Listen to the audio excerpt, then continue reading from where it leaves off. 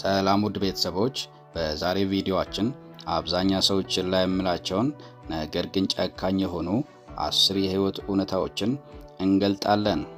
ህይወት ማለት የምንተነፍሰው አየር ብቻ ሳይሆን በየቀኑ የምንኖረው የንቃት የትርጉምና የለውጥ ጉዞ ነው። ህይወት ልክ እንደ መስታወት ናት። የውስጣችንን ሰላምና እውነት መልሳ ለኛ ታሳያለች። ውጤታማ ህይወት የሚገኘው ካልተለሳለሰና ከባድ ከሆነ እውነታ ውስጥ ነው። እነዚህን እውነታዎች ለመስማት የማይመቹ ሊሆኑ ይችላሉ፣ ነገር ግን እነሱን መረዳት ደግሞ የበለጠ ጠንካራና ጥበበኛ ያደርጋቸዋል። ከዚህ በመቀጠል ወደ መጀመሪያው ጨካኝ እውነታ እናልፋለን። ከዛ በፊት ግን ሁላችሁም ላይክ ብታደርጉት የበለጠ ያበረታታናል። መልካም ቆይታ። አንደኛ፣ ፈገግ ያለላችሁ ሁሉ ስለ እናንተ መልካም አይመኝም። ሁሉም ፈገግታ ከልብ አይመነጭም። በስተጀርባው የተለየ ስሜት ወይም ፍላጎት ሊኖረው ይችላል። ብዙ ጊዜ ሰዎች ጨዋ ለመምሰል፣ የወደዳችሁ ለመምሰል ወይም ግጭት ለማስወገድ ብቻ ፈገግ ሊሉ ይችላሉ። ይህም በፈገግታቸው ስለ እናንተ ካላቸው እውነተኛ ደስታ ሳይሆን አስመሳይ ስለሆኑ ነው። አንዳንድ ጊዜ ፈገግታቸውን እውነተኛውን ምቀኝነታቸውን፣ ክፋታቸውን ወይንም ቅሬታን ለመሸፈን የሚጠቀሙበት ምርጥ ጥቁር መጋረጃ ነው። ታዲያ ይህንን እውነታ ማወቅ በሰዎች ላይ እንድትማረሩ ወይም እንድትጠራጠሩ ሳይሆን ለሰዎች የምትሰጡትን ቦታ እንድትመርጡና በሰዎች ፈገግታ ላይ ብቻ ተመስርታችሁ የውስጥ ሰላማችሁን እንዳታጡ ይረዳችኋል። እናም ዋናው ነገር የሰዎች ውጫዊ ገጽታ ሳይሆን የእናንተን የውስጥ መረጋጋትና ሰላም መከተል ጠቃሚ ይሆናል። ስለዚህ ወዳጆቼ ሆይ በቃላት ሳይሆን በተግባር ማመንን ተለማመዱ። ሁለተኛ፣ ጠንክሮ መስራት ለስኬት ዋስትና አይሆንም፣ ስንፍና ግን ውድቀትን በእርግጠኝነት ያመጣል። ይህ አባባል በጣም ጥልቅና ፍጹም እውነት የሆነ የህይወት እውነታን የሚያሳይ ነው። ጠንክሮ መስራት ለስኬት አስፈላጊ ግብዓት ነው እንጂ ብቻውን የስኬት መስፈርት አይደለም። ምክንያቱም ስኬት በብዙ ውጫዊና ውስጣዊ ሁኔታዎች ላይ የተመሰረተ ነው። ለምሳሌ እድልና ጊዜ ላይ። ይህ ማለት ትክክለኛው ቦታ ላይ በትክክለኛ ጊዜ መገኘት ማለት ነው። እንዲሁም ብልሃት ወይም ስማርት ወርክ ላይ። ይህ ማለት ደግሞ ያለ ዕውቀትና ያለ ስትራቴጂ ዝም ብሎ መልፋት ብቻውን ውጤት ሊያመጣ አይችልም። በህይወት አጋጣሚ ውስጥ ከቁጥጥር ውጭ የሆኑ ነገሮች፣ የኢኮኖሚ ሁኔታ፣ የጤና መታወክ ወይም ሌሎች ያልታሰቡ መሰናክሎች፣ ተፈጥሯዊ ወይም ሰው ሰራሽ አደጋዎች የሰውን ጥረት ሊያስተጓጉሉ ይችላሉ። ስለዚህ አንድ ሰው ብዙ ነገር ሰርቶ ደክሞ ወጥቶ ወርዶ ስላልተሳካለት ብቻ አልሰራህም ልባል አይቻልም። ስንፍና ግን ምንም አይነት ማስተባበያ የሌለው እውነት ነው። ጠንክሮ የሰራ ሰው የማሳካት እድል ሲኖረው፣ ምንም ያልሰራና የሰነፈ ሰው ግን የመውደቅ እርግጠኝነት አለው። ስንፍና ማለት ምንም አይነት የእድል በር እንዳይከፈት በሩን ዘግቶ ቁልፉን መጣል ማለት ነው። ምንም ዘር ካልዘራችሁ ዝናብ ቢዘንብም ባይዘንብም የሚሰበሰብ ምርት አይኖርም። አስታውሱ፣ ጠንክሮ መስራት ወደ ስኬት የሚያደርስ የሎተሪ ትኬት እንደ መቁረጥ ነው። ትኬቱ ስላላችሁ ብቻ የግድ ትሸለማላችሁ ማለት ባይሆንም፣ ትኬቱን ያልቆረጠ ወይም የሰነፈ ሰው ግን የመሸለም እድሉ ፍጹም ዜሮ ነው። ስለዚህ ወዳጆቼ ሆይ ውጤቱ ምንም ይሆን ምን በብልሃትና በትጋት መስራታችሁ ብቸኛው አማራጫችሁ ይሆን። ሶስተኛ፣ የምቾት ቀጠናችሁ ወይም ኮምፈርት ዞን ለእድገታችሁ ትልቁ ጠላታችሁ ነው። የምቾት ቀጠና ወይም ኮምፈርት ዞን ለሰው ልጅ እምቅ አቅም ትልቅ ጠላት ነው። ይህ ቦታ ብዙ ጊዜ ሰላምና መረጋጋት የሚሰጣችሁ ቦታ ይመስላችኋል። ነገር ግን በረጅም የጊዜ ጉዞ የህልማችሁ መቃብር የሚሆነው ይሄው ቦታ ነው። እድገት የሚመጣው አዳዲስ ፈተናዎችን ስትጋፈጡ፣ አዳዲስ ክህሎቶችን ስትማሩና ካልተለመዱ ሁኔታዎች ጋር ስትላመዱ ብቻ ነው። ሁልጊዜ የምታውቁትንና የቀለላችሁን ነገር ብቻ የምታደርጉ ከሆነ በትክክለኛው ቦታ ላይ እየረገጣችሁ ነው ማለት አይቻልም። አብዛኛውን ጊዜ የምቾት ቀጠና ውስጥ የምትቀሩት ቦታው ስለተመቻችሁ ሳይሆን ውድቀትን፣ ትችትን ወይም አለማወቅን በመፍራት ነው። ብወድቅስ ምን ሆናለሁ? ባይሳካልኝስ?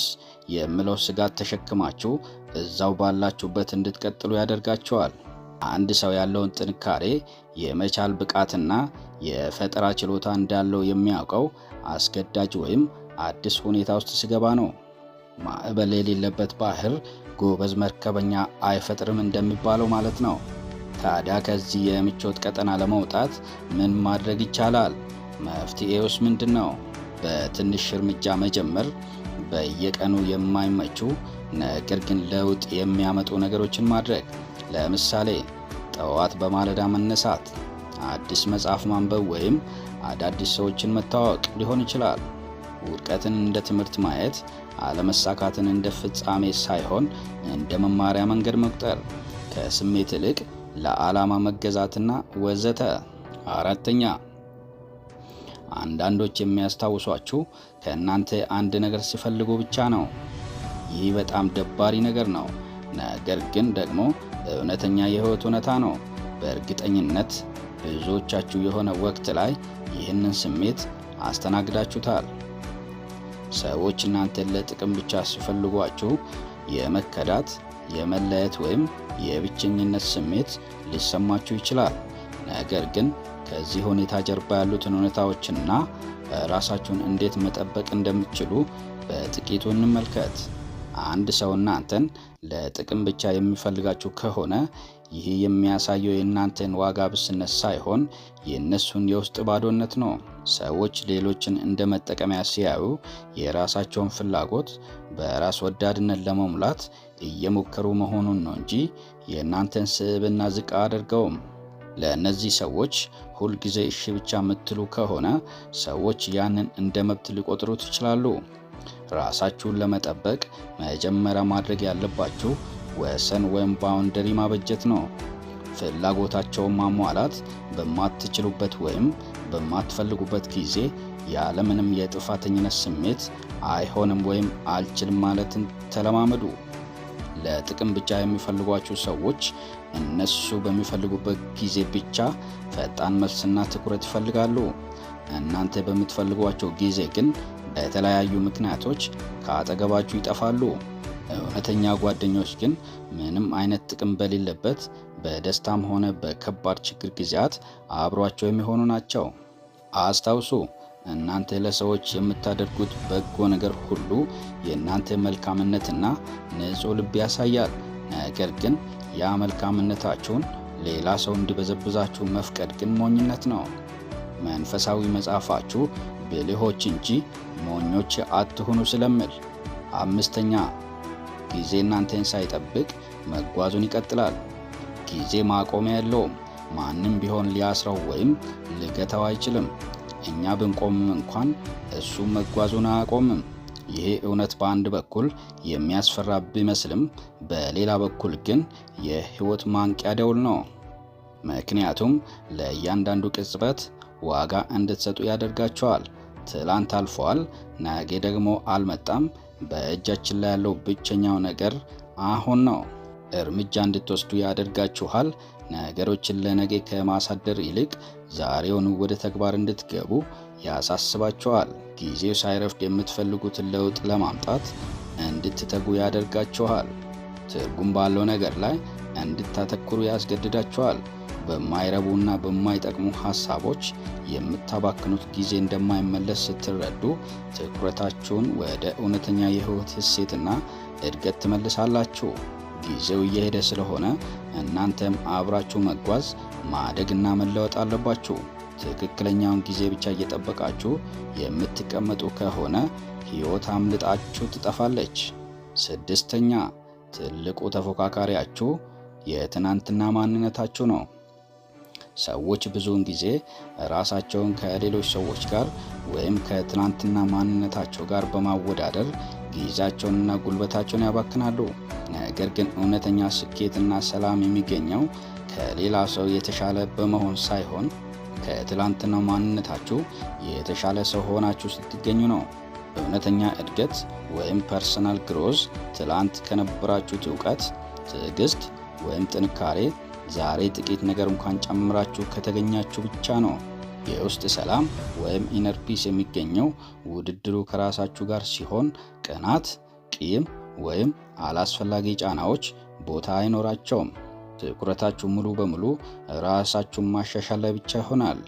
በማይቆም የለውጥ ጉዞ ወይም ኮንቲኒየስ ኢምፕሩቭመንት ውስጥ የትላንቱ ማንነታችሁን ለማሸነፍ በምታደርጉት ጥረት ውስጥ በየቀኑ አዲስ ነገር ትማራላችሁ፣ ትለወጣላችሁ፣ እንዲሁም አቅማችሁን ታሳድጋላችሁ። 7ኛ ከእናንተ ጋር የጀመረ ሁሉ ከእናንተ ጋር አይጨርስም። ሰዎች ወደ ህይወታችሁ ይመጣሉ እንዲሁም ይሄዳሉ። ይህም ደግሞ የህይወት ጉዞ ተፈጥሯዊ አካል ነው። ለጥቂት ጊዜ የሚመጡ ሰዎች በህይወታችሁ ውስጥ የሚቆዩት ለተወሰነ ምዕራፍ ብቻ ነው። ትምህርት ሊያስተምሯችሁ፣ አስቸጋሪ ጊዜን እንድትሻገሩ ሊረዷችሁ ወይም አብሯችሁ እንድትለወጡ ሊያደርጓችሁ ይችላሉ። ይሄ ሚናቸው ሲያበቃ መንገዳቸው ይለያል። ለውጤት የሚመጡ ሰዎች ደግሞ የተወሰነ ግብ ላይ እንድትደርሱ ወይም የሆነን እውነት እንድትረዱ ምክንያት ሆነው ይመጡና ተመልሶ መንገዳቸውን ይቀጥላሉ። ስለሆነም ይህንን እውነት መቀበል በራሱ ትልቅ የውስጥ ሰላምና የስሜት ብስለትን ወይም ኢሞሽናል ሬጉሌሽንን ይሰጣል።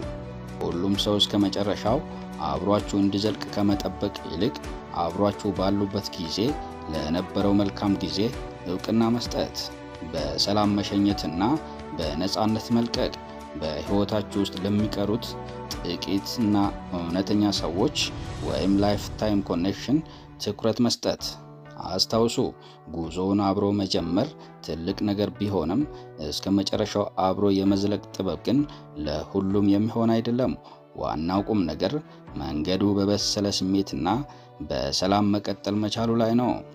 8ኛ እውነታው ግን አብዛኛው ሰው ስለ እናንተ ይልቅ ስለ ራሱ ይጨነቃል። ይህ እጅግ በጣም እውነተኛና ጥልቅ ሐሳብ ነው።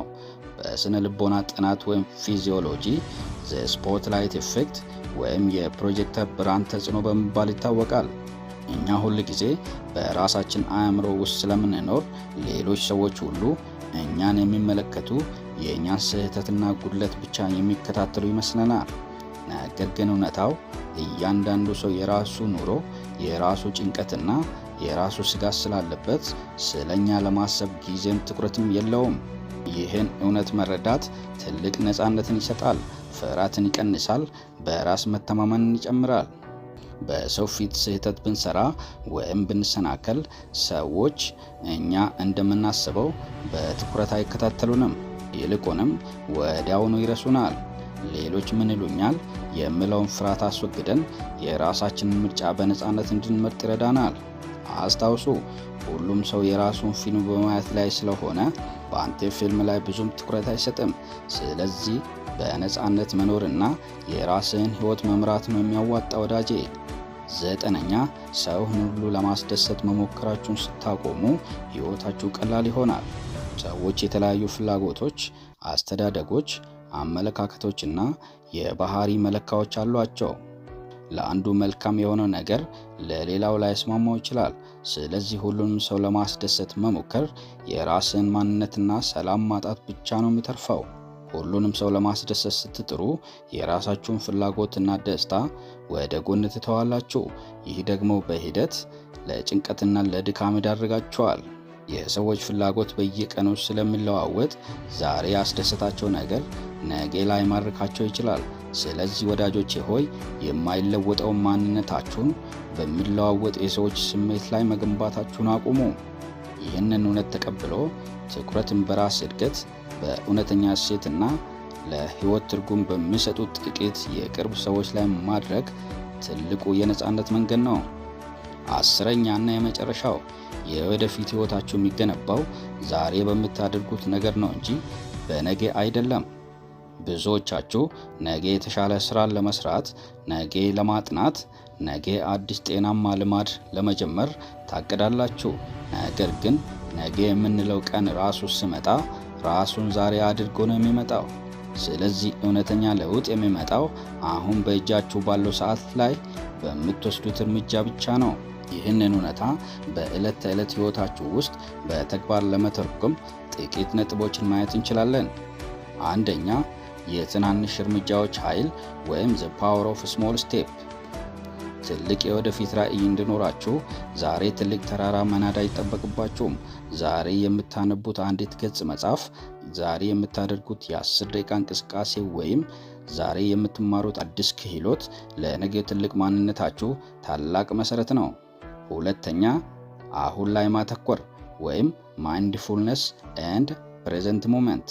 ስለ ነገ ከልክ በላይ መጨነቅ ወይም በትናንትና ስህተት መቆጨት የዛሬውን ጉልበታችሁን ይበላዋል። አሁን በምትሰሩ ስራ ላይ ሙሉ ትኩረታችሁን ስታደርጉ ውጤቱ በራሱ ጊዜ መልካም እየሆነ ይመጣል። ትናንት ታሪክ ነው፣ ነገ ደግሞ ምስጢር ነው፣ ዛሬ ግን ስጦታ ነው። ለዚህም ነው በእንግሊዝኛ ፕሬዘንት የሚሉት። አንዳንዴ እውነታው መራራ ሊሆን ይችላል፣ ነገር ግን እሱም መረዳታችሁ ጠንካራና ጥበበኛ ያደርጋችኋል። አብረን ስለነበርን አመሰግናለሁ። በሌላ ቪዲዮ መለሳለሁ። ባይ ባይ።